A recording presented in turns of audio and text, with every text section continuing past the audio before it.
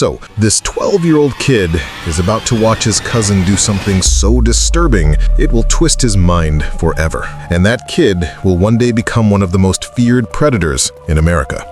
His name was Ricardo Leyva Munoz Ramirez. Born in Texas in 1960, to his family, he was just a skinny kid. But to himself, he wanted to be something darker.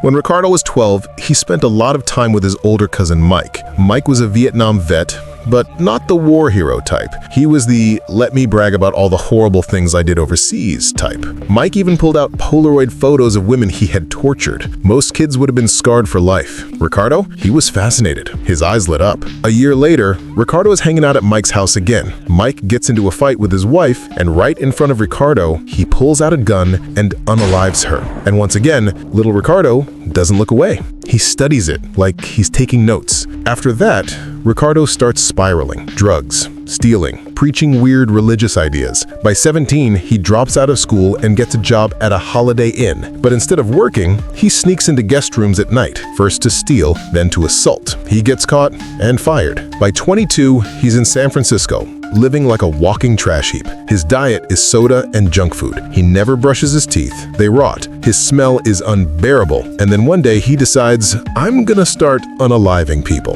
His first victim is a 9-year-old girl searching for a lost dollar. Ricardo tells her, I know where it is, follow me. He leads her into the basement of his hotel. She never comes back out. 3 months later, he's in Los Angeles. He stalks a 79-year-old woman, sneaks into her home, assaults her, and takes her life with a knife. Then he robs her jewelry and cash. To make it creepier, he leaves satanic symbols behind. From then on, Ricardo goes full Night Stalker mode. He's breaking into homes, ambushing couples, dragging women out of cars. If you were breathing at night, you weren't safe. But police start noticing a pattern. At multiple crime scenes, there's the same sneaker print. And not just any sneaker, a super rare one. In fact, only one pair of that brand in Ricardo's size had ever been sold in Los Angeles. Dude basically signed his name at the crime scene. The press eats it up. They call him the Night Stalker. Headlines everywhere. Rotten teeth, hollow eyes, satanic scribbles, California's new boogeyman. Ricardo panics. He throws his shoes off the Golden Gate Bridge. But too late. Police lift a fingerprint from a stolen car. It matches his old arrest record. LAPD releases his mugshot. Suddenly his face is everywhere.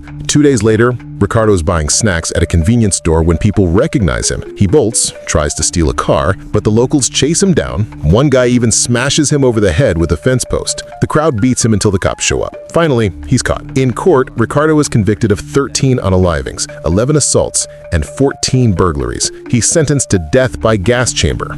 But behind bars, something insane happens. He gets fans. Women write him love letters, visit him, and one even marries him while he's on death row. Ricardo Ramirez, the Night Stalker, spent decades locked up. But in 2013, before the state could execute him, cancer did the job. He died at 53. So yeah, this rotting tooth predator found love in prison, and you're still single.